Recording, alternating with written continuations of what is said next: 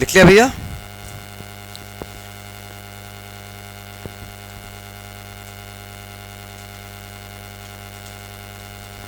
अच्छा बताओ, तो सेकेंड और थर्ड में सेकेंड वाला ज्यादा स्टेबल क्यों? Hyper conjugation. तो अब लिख लो, सेकेंड थर्ड से ज्यादा स्टेबल होगा हाइपर की वजह से। सेकेंड थर्ड से ज्यादा स्टेबल होगा हाइपर कॉन्जुकेशन की वजह से। हाइपर कॉन्जुकेशन की वजह से। लिख लिया भैया?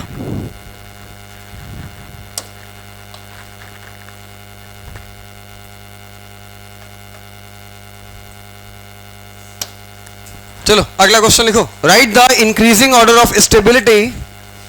Right the increasing order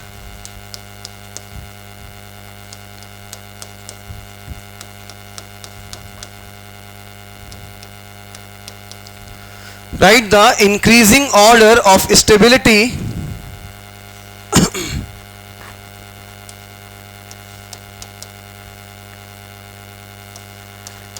in the following compound.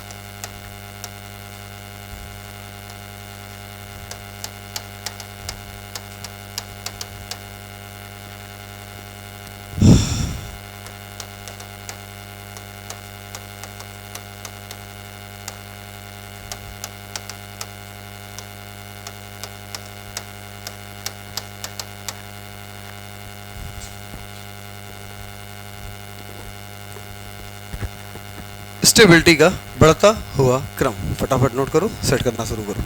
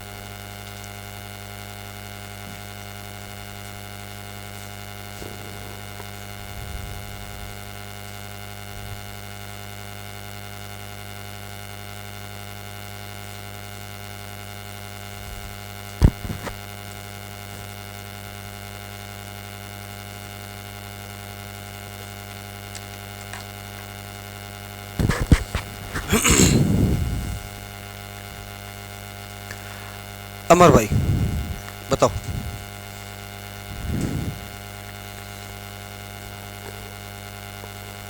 एक सेकेंड।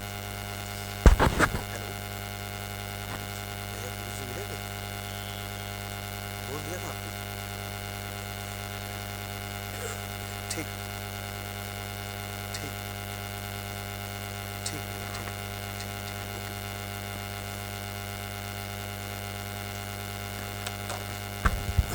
अमर भाई, सबसे ज्यादा स्टेबल दूसरा।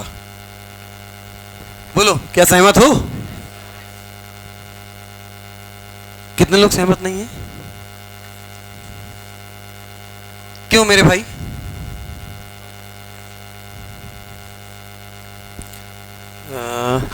रुक जाओ बे। तीसरे और चौथे में रीजन मेरे भाई, पहला ज्यादा स्टेबल क्यों नहीं होगा उसका रीजन बताओ हमें। हाँ हमें इतना बताओ, स्टेबिलिटी के 6 पॉइंट लिखवाए। सबसे पहले क्या मैं आवाज नहीं, प्लीज आवाज नहीं, 1 to 1 बात करने दो। राइट है ना? तुम्हें बताया था हमने, कभी भी कार्बन पे पॉजिटिव चार्ज हो समझ लेना ऑक्टेट इनकम्प्लीट है। कार्बन के अलावा किसी भी एटम पे पॉजिटिव चार्ज हो उससे डायरेक्ट डबल बॉन्ड जुड़ा हो, कार्बन के अलावा किसी पे भी पॉजिटिव चार्ज हो उससे डायरेक्ट डबल बॉन्ड जुड़ा हो, मतलब ऑक्टेट क्या है? कंप्लीट। सबसे पहले क्या चेक करते हैं? ऑक्टेट। तो बताओ क्या पॉजिटिव कार्बन पे है? बोलो बे, क्या पॉजिटिव कार्बन पे है? यहां भी कार्बन पे ऑक्टेट क्या हो गया? Incomplete, incomplete, incomplete. क्या अदर एटम पे पॉजिटिव चार्ज है? हाँ। डायरेक्ट डबल बॉन्ड है? हाँ। ऑक्टेट क्या हो गया? कंप्लीट। सबसे ज्यादा स्टेबल कौन? सेकेंड। नहीं समझ में आया? नहीं आया? पक्का? सबसे स्टेबल सेकेंड हो गया। चलो समझ में आता है, ठीक है। अब विशाल भाई ये बताओ कि बचा पहला, दूसरा और चौथा। पहला, तीसरा और चौथा, इनमें सबसे कम स्टेबल कौन होगा? आवाज नहीं। हाँ, तीसरा सबसे कम स्टेबल, तीसरा। बेहतरीन, बस यही तो हमें चेक करना था। चलो भैया देखो, देखते जाना। यहां पे ऑक्टेट क्या है? कंप्लीट। सबसे स्टेबल कौन सा हो गया? दूसरा। अब सुनना, octet incomplete, octet incomplete, octet incomplete. अब जरा ध्यान देना, अब जरा ध्यान देना, क्या रेजोनेंस पास कर रहा है? अबे भूल गए, केस नंबर 1, दो एटम सिंगल बॉन्ड से कनेक्ट हो, एक के पास पॉजिटिव चार्ज हो, जस्ट बगल वाले के पास लोन पेयर हो, क्या पास करेगा? रेजोनेंस। क्या ये रेजोनेंस पास कर रहा है? हाँ। क्या ये पास करेगा? नहीं। क्या ये पास करेगा? नहीं। तो इन तीनों में सबसे ज्यादा स्टेबल कौन? पहला। राइट है भैया, सबसे स्टेबल हो गया पहला इन तीनों में। अब बचा कौन? तीसरा और चौथा। जब रेजोनेंस दोनों में नहीं हो रहा है तो 3 नंबर पे क्या देखते हैं? Hyper conjugation. बताओ, हाइपर कॉन्जुगेशन। यहां पे 3 और 2 5, यहां भी 3 और 2 5। क्या हाइपर सेम है? हाँ, हाइपर सेम है। अब आते हैं इंडक्टिव इफेक्ट। ये जो लगा है OR, ये जो लगा है OR, R का मतलब एल्किल, एल्किल का मतलब कार्बन, ये माइनस आई या plus I? Minus I. OR क्या होता है? Minus I. Plus M minus आई। लेकिन प्लस M तो अप्लाई नहीं होगा यार। प्लस M तो तब अप्लाई होता जब रेजोनेंस होता, जब बेंजीन रिंग से डायरेक्ट जुड़ा होता बिना। अबे एक बात बताओ, मीजोमेरिक का दूसरा नाम क्या? तो जब रेजोनेंस नहीं हुआ तो मेसोमेरिक कहां से हो जाएगा यार? दोनों बातें सेम ही तो हैं। तो ये OR प्लस M तब होगा जब बेंजीन रिंग से डायरेक्ट जुड़ा हो या क्या पास कर रहा हो? रेजोनेंस। तो सबसे स्टेबल हो गया कौन सा? दूसरा, क्योंकि ऑक्टेट कंप्लीट है। उससे कम स्टेबल पहला, क्योंकि रेजोनेंस पास हो रहा है। इन दोनों में रेजोनेंस पास नहीं हो रहा है। हाइपर कॉन्जुगेशन 5 और 5 बराबर है, तो क्या देखा जाएगा? इंडक्टिव। ये कैसा है? माइनस आई। ये कैसा है? Plus I. Minus I plus charge, minus I plus charge, charge को बढ़ाएगा, स्टेबिलिटी को घटाएगा। सबसे बेकार कौन हो गया? तीसरा। बेहतर कौन हो गया? चौथा। नहीं समझ में आया बे? नोट करो फटाक से। सबसे बेकार कौन हुआ? तीसरा। इससे ज्यादा बेहतर हुआ चौथा। इससे ज्यादा बेहतर हुआ पहला, और सबसे बेहतर हुआ दूसरा। नोट करो, नोट करो, एक बार और समझा रहे हैं। नोट करो, एक बार और समझा रहे हैं।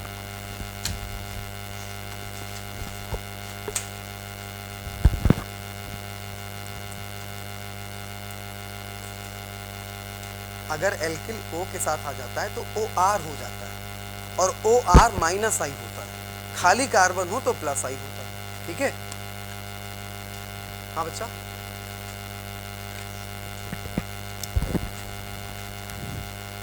फिर से बोलूं? हाँ बिल्कुल आएगा। अरे ऑक्टेट कंप्लीट रहेगा। देखो ये पॉजिटिव यहां आएगा तो ये लोन पेयर यहां भी तो आएगा बॉन्ड बनाने। बॉन्ड कैसा हो जाएगा? डबल। तो वो ये है जाएगा, वो ये बन जाएगा, तो ऑक्टेट कंप्लीट रहेगा। पहली बात क्या है? ऑक्टेट।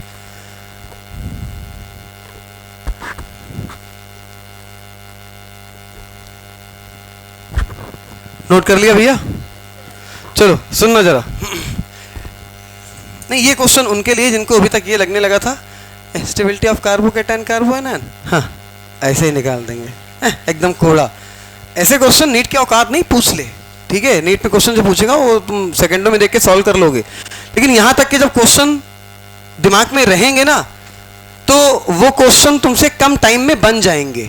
जब टफ क्वेश्चन करना सीख जाओगे तो आसान क्वेश्चन कम टाइम में बन जाएगा। और हमें तुम्हें सिर्फ इतना सिखाना है कि ऑर्गेनिक केमिस्ट्री का कोई भी क्वेश्चन हो 15 सेकंड से ऊपर टाइम उसमें नहीं देना है किसी भी हालत में, और निकलेगा यार, निकलेगा। यहाँ पे ऐसे ऐसे बच्चे हैं कि 45 क्वेश्चन 25 से 30 मिनट में निकालने की कुव्वत रखते हैं और निकाल चुके हैं। हमने देखा है, मतलब आधे 1 घंटे का पेपर आधे घंटे में सॉल्व करने की कुव्वत रखते हैं। वो तभी हो पाएगा जब टफ क्वेश्चन आप थोड़ा करना सीखोगे तो आसान क्वेश्चन कम टाइम में आपसे निकलने लगेगा। देखना एक बार दोबारा बता रहे हैं, फिर सुनना। सबसे पहले देखो सारे पॉइंट वही हैं। तुम्हें इन्हीं क्वेश्चन में तब दिक्कत नहीं हो रही थी जब हमने ऑक्टेट पढ़ाया था। अब दिक्कत हो रही क्योंकि तुम्हारे टच से थोड़ा सा दूर हो गया है। 3-4 लेक्चर पीछे हमने पढ़ाया था, तब एकदम बेहतरीन खटाखट बता रहे थे क्योंकि हमने तुरंत पढ़ाया था, तुरंत पूछा था। अब 4 लेक्चर छूट चुके हैं, इसलिए तो बोल रहे हैं कि संडे में एक दिन ऐसा बना लो फिजिक्स केमिस्ट्री बायो में शुरू से जितना पढ़ रहे हो वो पूरा का पूरा रिवाइज करना है, मतलब करना है। अगर सिलेक्ट होना है तो इतना करना पड़ेगा कि स्टार्टिंग से लेके जितना भी पढ़ चुके हो इस बात को एकदम पत्थर की लकीर बना लो कि संडे को टेस्ट हो, टेस्ट देने के बाद फ्री टाइम, हम इसीलिए तुम्हारा संडे फ्री कर रहे हैं। हम कोशिश कर रहे हैं कि तुम्हारा टेस्ट हम सैटरडे को ही लें, संडे तुम्हें एकदम फ्री रखें, जिसकी वजह से तुम्हें संडे को एक दिन ऐसा मिल पाए कि तुम फिजिक्स केमिस्ट्री बायो जितना शुरुआत से पढ़ लो एकदम स्टार्टिंग से, एक दिन पूरा का पूरा शुरू से लेके लास्ट तक रिवाइज कर पाओ। जब तक पूरा रिवाइज नहीं करोगे, हफ्ते में एक दिन नहीं बनाओगे, तब तक काम नहीं बनेगा मेरे भाई। हाँ भैया ध्यान देना, हमने आपको बताया था, एक बार सारी बातें रिकॉल कराते हैं जो हमने आपको बताई थी। हमने आपको बताया था स्टेबिलिटी देखने के लिए सबसे पहले क्या देखते हैं? ऑक्टेट। अब कुछ बच्चे वो पुरानी बातें भूल गए कि ऑक्टेट देखने का तरीका क्या था। तो हमने आपको बताया था कि अगर कार्बन पे पॉजिटिव चार्ज है समझ लेना ऑक्टेट इनकम्प्लीट है। कार्बन के अलावा किसी भी एटम पे पॉजिटिव चार्ज है और उससे डायरेक्ट डबल बॉन्ड जुड़ा है, मतलब ऑक्टेट क्या है? कंप्लीट। तो चलो भैया देखते हैं पॉजिटिव चार्ज किस पे है बे? कार्बन पे। Octet incomplete, octet octet octet, क्योंकि किसी भी अदर एटम पे पॉजिटिव हो, डायरेक्ट डबल बॉन्ड हो, ऑक्टेट क्या? कंप्लीट। तो सबसे स्टेबल कौन हो गया? दूसरा। क्या इसमें कोई दिक्कत? चलो आगे बढ़े। ऑक्टेट के बाद क्या देखते हैं? रेजोनेंस। इसमें भी ऑक्टेट सेम है, इसमें भी ऑक्टेट सेम है, इसमें भी ऑक्टेट सेम है। अब क्या देखेंगे? रेजोनेंस। क्या ये रेजोनेंस पास कर रहा है? हाँ कर रहा है। क्या ये रेजोनेंस पास करेगा? नहीं। क्या ये रेजोनेंस पास करेगा? नहीं। तो सबसे स्टेबल पहले, तीसरे और चौथे में कौन हो गया? पहला। इसमें भी कोई दिक्कत नहीं साहब। अब आई तीसरे और चौथे की बारी। ये है OR OR OR OR OR minus I plus M. लेकिन प्लस एम तभी होगा जब बेंजीन रिंग से डायरेक्ट जुड़ा होगा। अभी इसके अंदर एम इफेक्ट होगा ही नहीं, सिर्फ और सिर्फ क्या? माइनस आई। तो ये हो गया माइनस आई और ये हो गया plus I. Minus I plus charge, बोलो सेम है या अपोजिट है? अपोजिट है। चार्ज को, स्टेबिलिटी को, यहां सेम है या अपोजिट है? सेम है। चार्ज को, स्टेबिलिटी को, तो तीसरे चौथे में ज्यादा स्टेबल कौन? चौथा। नहीं आया। पक्का? चलो भैया ठीक है। अब लिखना नहीं।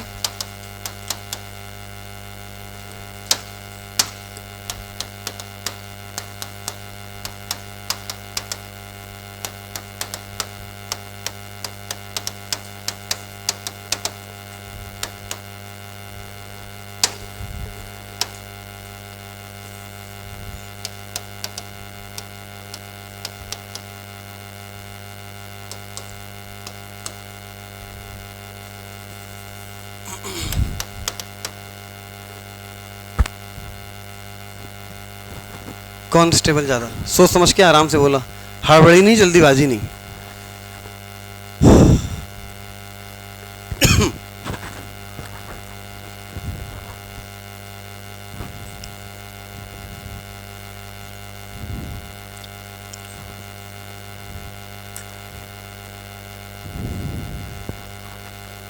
कौन सा? पक्का बता रहा है? दूसरा सही या गलत? पक्का? रीजन हम नहीं ना, रीजन ऑक्टेट है क्या?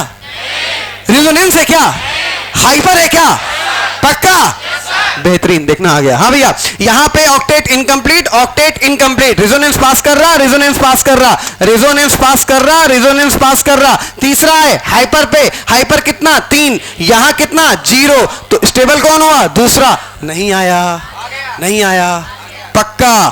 सबसे पहले ऑक्टेट के बाद रिजो के बाद हाइपर के बाद इंडक्टिव, इलेक्ट्रोनिगेटिव एटम पे पॉजिटिव या इलेक्ट्रोनिगेटिव एटम पे निगेटिव, और आखिरी में aromatic, non aromatic, anti aromatic. Heading डालिएगा, नेक्स्ट हेडिंग डालिएगा, last effect electromeric effect. Heading डालिए बेटा, इलेक्ट्रोमेरिक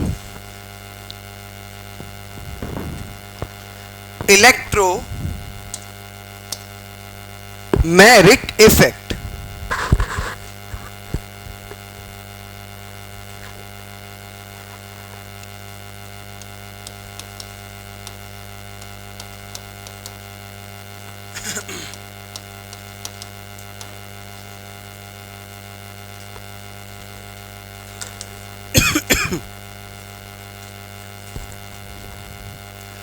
वो एक बचपन में खेल तुम्हें याद होगा, वो रस्सी पकड़ते थे, एक साइड पे 5, एक साइड पे 5 लगते थे और खींचम खांची करते थे, जिसकी वो रस्सी चली गई वो जीत गया।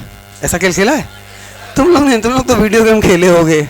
अपन के टाइम पे फोन होता ही नहीं था, तो भुइया नहीं खेले होगे। तो होता क्या, चलो ठीक है, खेले हो, बढ़िया है। तो एक बात समझो, जैसे एक रस्सी है, अभी तो बराबर बराबर लोग लगे, मान लो ऐसा हो जाए, एक साइड पे नंबर ऑफ कार्बन हो जाए 6 और एक साइड पे नंबर ऑफ कार्बन हो जाए 2। भैया अगर 4-4 होते कोई दिक्कत नहीं, 3-3 होते कोई दिक्कत नहीं, बराबर होते कोई दिक्कत नहीं। एक साइड पे कार्बन ज्यादा, एक साइड पे कार्बन कम, तो 100% कंफर्म है जब वो इलेक्ट्रॉन खींचेगा या वो जब वो रस्सी खींचेगा तो उस ओर डायरेक्शन जाएगी, रिजल्टेंट डायरेक्शन। हाँ वो अलग बात है, इधर वाले भी खींच रहे होंगे और इधर वाले भी खींच रहे होंगे, या इधर वाले भी रिपल कर रहे होंगे, इधर वाले भी रिपल कर रहे होंगे। In the case of plus I और minus I, plus I electron ripple करता है और माइनस आई इलेक्ट्रॉन अट्रैक्ट करता है।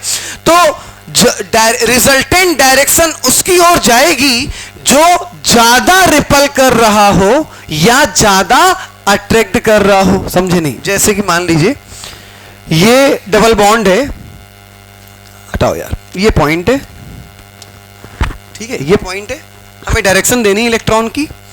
इधर अपने पास 1 2 3 4 5, इधर अपने पास 1 2 3, इधर 5 लोग लगे, इधर 3 लोग लगे। ये सबके सब इलेक्ट्रॉन रिपल कर रहे हैं, ये सबके सब क्या कर रहे हैं? Electron ripple. और ये भी इलेक्ट्रॉन क्या कर रहे हैं? रिपल। तो ये लोग डायरेक्शन इधर दे रहे हैं, बात समझना, और ये लोग डायरेक्शन इधर दे रहे हैं। तो तुम बता दो रिजल्टेंट डायरेक्शन ये पहली वाली सही या दूसरी वाली? ज्यादा लोग हैं, बात समझ में आ रही भैया?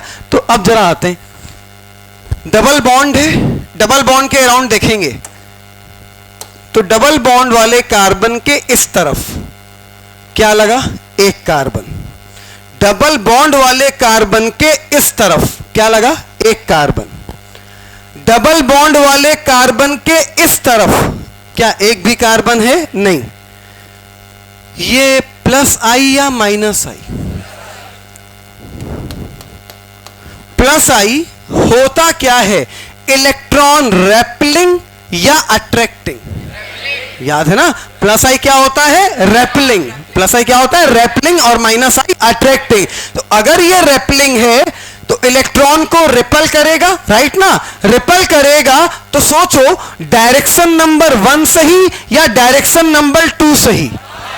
पक्का ना? रिपल तो ऐसे ही करेगा ना यार, ये तो अट्रैक्ट हो गया, तो ये डायरेक्शन सही और ये वाली गलत। चलो भैया ये डायरेक्शन सही हो गई। अब ये बताओ ये रिपल कर किसको रहा है? इलेक्ट्रॉन को। इलेक्ट्रॉन पे चार्ज कैसा? माइनस। इलेक्ट्रॉन आ किस पे रहा है? CH2 पे। तो CH2 पे चार्ज कैसा? Minus.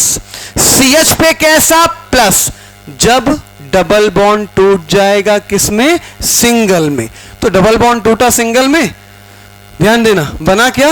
CH3 CH, single bond CH2। बोलो चार्ज कैसा? माइनस। चार्ज कैसा? प्लस। अब ये माइनस ये प्लस अगल बगल बैठा है, फिर से क्या करेगा? अट्रैक्शन, और अट्रैक्शन करके फिर से क्या बना देगा? बॉन्ड। तो ये रिएक्शन वापस फिर से चली जाएगी। तो इफेक्ट कैसा हुआ? टेम्परेरी। लिखवाया था ना इलेक्ट्रोमेरिक कैसा होता है? टेम्परेरी। क्योंकि यहां पे अच्छा डबल बॉन्ड में जो बॉन्ड टूटेगा वो सिग्मा या पाई? राइट है ना? पाई बॉन्ड वीक होता है। तो अगर पाई बॉन्ड टूटेगा तो इलेक्ट्रॉन कौन सा ट्रांसफर हुआ? सिग्मा या पाई?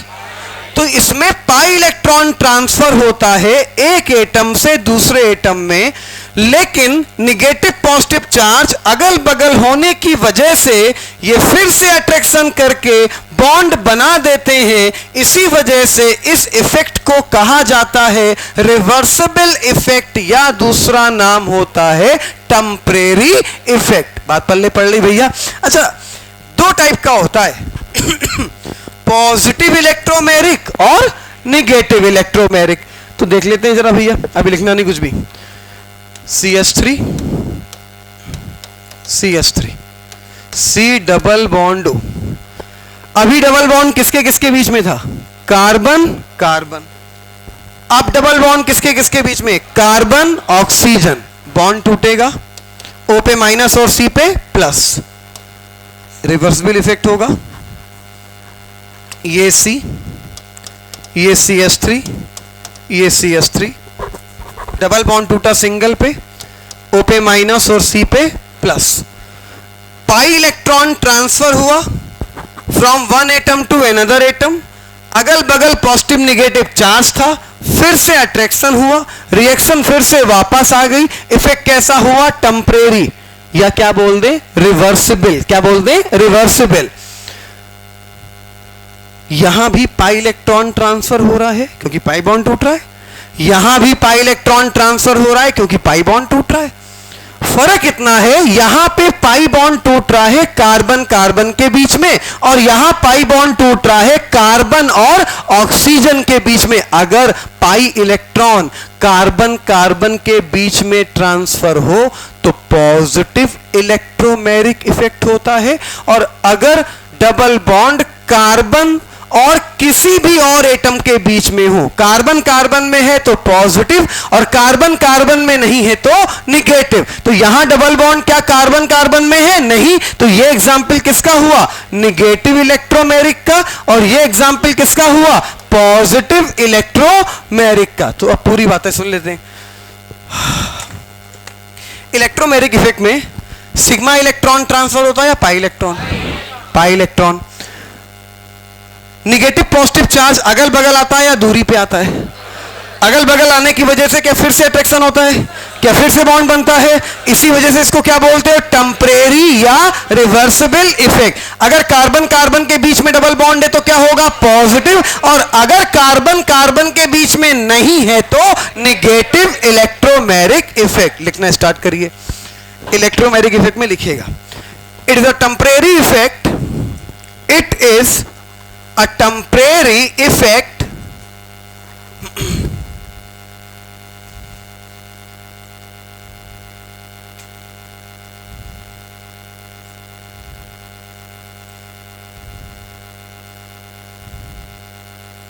it is a temporary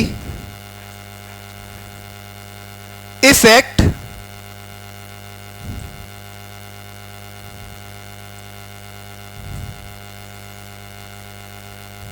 it is a temporary effect in which pi electron transfer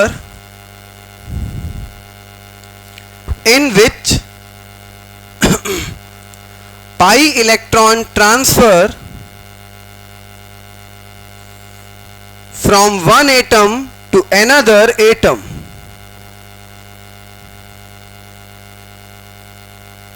in which pi electron transfer from one atom to another atom. देखा भैया? It is also known as the reversible effect.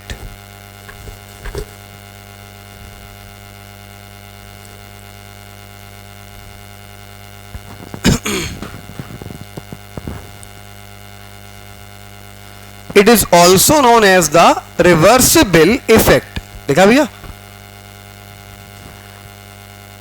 Note कर लिया? अगला point लिखिए.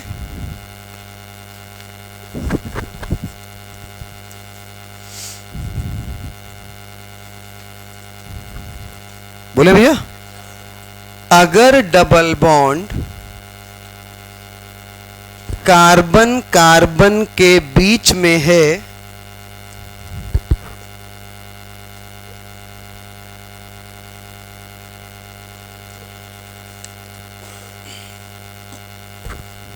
अगर double bond carbon carbon के बीच में है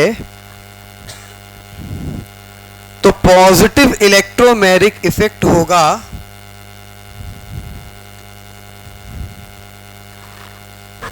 अगर डबल बॉन्ड कार्बन कार्बन के बीच में है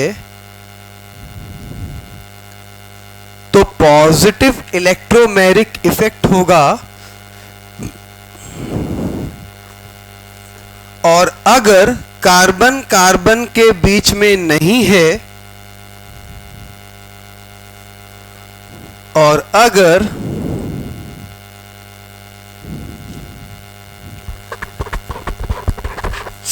कार्बन कार्बन के बीच में नहीं है तो निगेटिव इलेक्ट्रोमैग्नेटिक होगा.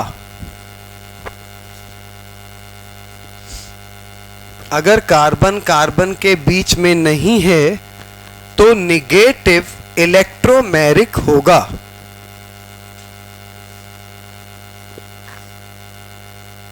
नहीं, कुछ नहीं, नथिंग. एग्जाम्पल नोट करिए भैया. ये एग्जाम्पल पॉजिटिव इलेक्ट्रोमैग्नेटिक का, ये एग्जाम्पल निगेटिव इलेक्ट्रोमैग्नेटिक का. कभी भी कहीं पे भी डबल बॉन्ड या ट्रिपल बॉन्ड, कभी भी कहीं पे भी डबल बॉन्ड या ट्रिपल बॉन्ड कार्बन कार्बन के बीच में हुआ तो पॉजिटिव इलेक्ट्रोमैग्नेटिक और कार्बन कार्बन के बीच में नहीं हुआ तो निगेटिव इलेक्ट्रोमैग्नेटिक.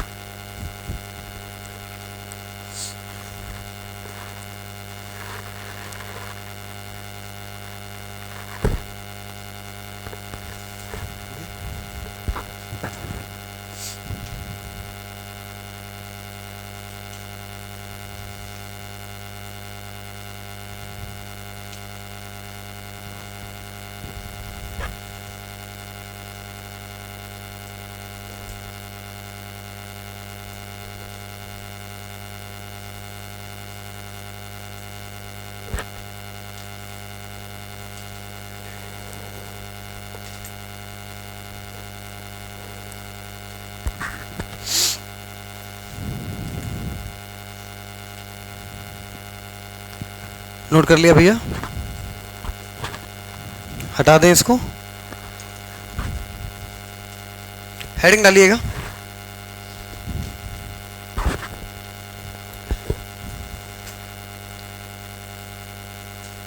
बोले identification of aromatic compound, heading डालिएगा. Identification of aromatic compound. अब आपको बताएंगे कि कौन एरोमेटिक है, कौन एंटी एरोमेटिक है और कौन नॉन एरोमेटिक है. Identification of aromatic compound.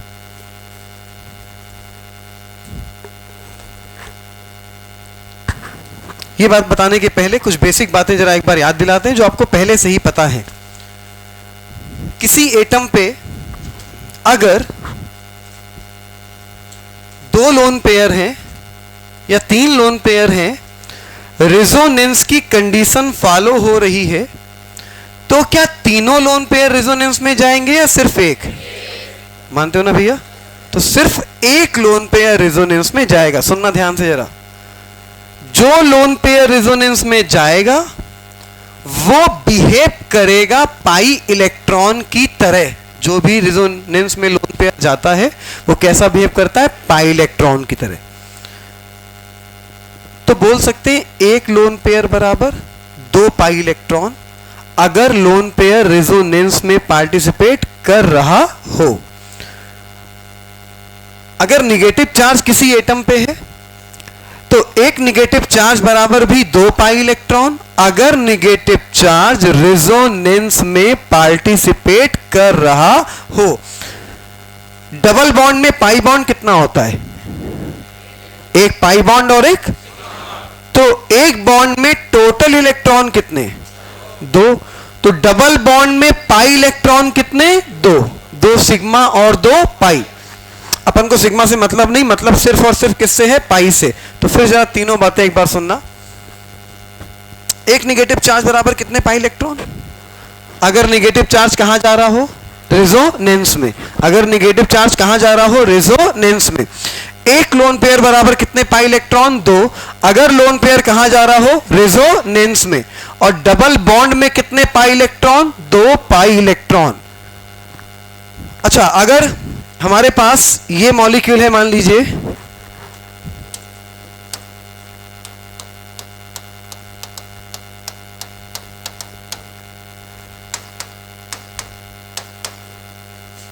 हाँ, बताओ बेटा, इस कंपाउंड में कितने पाई इलेक्ट्रॉन? आवाज नहीं।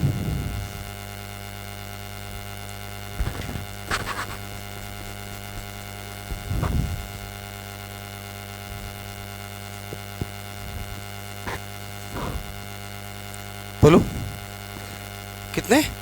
4। पक्का? बोलो।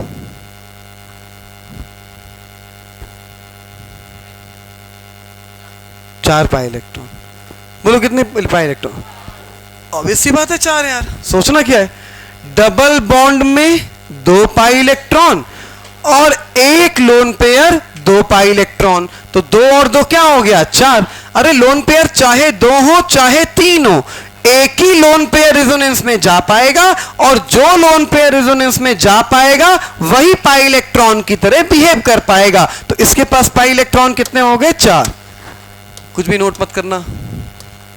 हम पाई इलेक्ट्रॉन देखना आ गया तो एरोमेटिक एंटी एरोमेटिक अपने आप आ गया। हमें इतना बताना, क्या ये negative charge, most important topic है, मोस्ट इंपॉर्टेंट टॉपिक है, तो सुकून से जरा ध्यान समझना, पूरी ऑर्गेनिक में अप्लाई होगा। ये निगेटिव चार्ज रेजोनेंस में जाएगा या नहीं जाएगा? जाएगा। तो एक निगेटिव चार्ज बराबर कितना पाई इलेक्ट्रॉन? 2। डबल बॉन्ड में कितने? 2। तो पाई इलेक्ट्रॉन 2, 2 4, 2 6, प्लस से कोई लेना देना नहीं। तो इस कंपाउंड में पाई इलेक्ट्रॉन कितने हो गए? 6।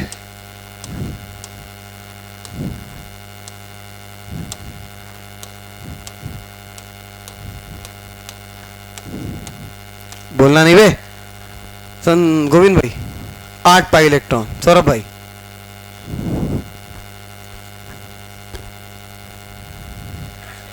यासिर? आदिल? बोलो बिटिया, बोलो। 75? 8? बहुत घूर के देख रही थी ना तुम। हाँ भैया ध्यान देना, 2 लोन पेयर है। कितने लोन पेयर है? 2 लोन पेयर है। काम का कितना? एक लोन पेयर बराबर 2 पाई इलेक्ट्रॉन। 2 पाई इलेक्ट्रॉन ये, 2 पाई इलेक्ट्रॉन ये, 2 ये, 2 ये, कितने हो गए? 8। नहीं समझ में आया? नहीं आया? चलो बता दो फिर।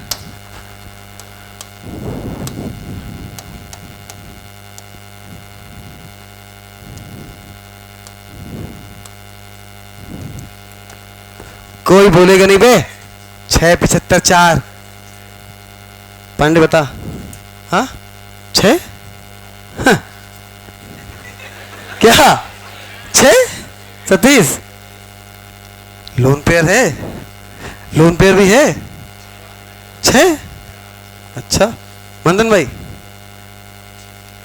कितने पाई इलेक्ट्रॉन बोलो, बोलो भाई। भैया एक बात बताना, डबल बॉन्ड में कितने पाई इलेक्ट्रॉन? 2 2 2 4 2 6। लोन पेयर के जस्ट बगल में double bond lone pair resonance में नहीं जा पाएगा, और अगर नहीं जा पाएगा तो पाई इलेक्ट्रॉन की तरह बिहेव नहीं कर पाएगा। तो पाई इलेक्ट्रॉन कितने? 2 2 4 और 2 6। पक्का ना भैया? तो पॉइंट नंबर 1 लिखो। ये कुछ बेसिक बातें लिखा रहे हैं वो लिखो, अभी एरोमेटिक हम पहचानना नहीं बता रहे हैं। पॉइंट नंबर 1 लिखो। एक एटम के पास, किसी एक एटम के पास, किसी एक एटम के पास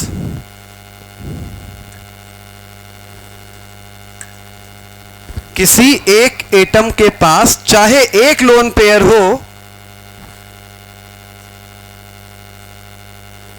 किसी एक एटम के पास चाहे एक लोन पेयर हो या एक से ज्यादा लोन पेयर हो,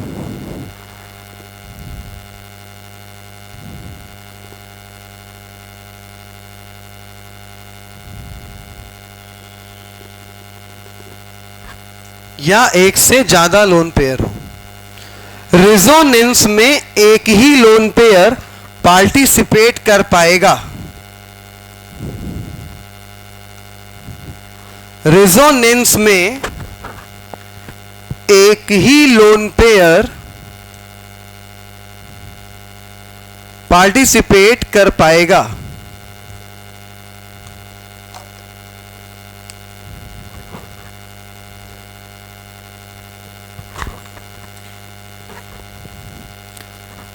और वही पाई इलेक्ट्रॉन की तरह बिहेव कर पाएगा,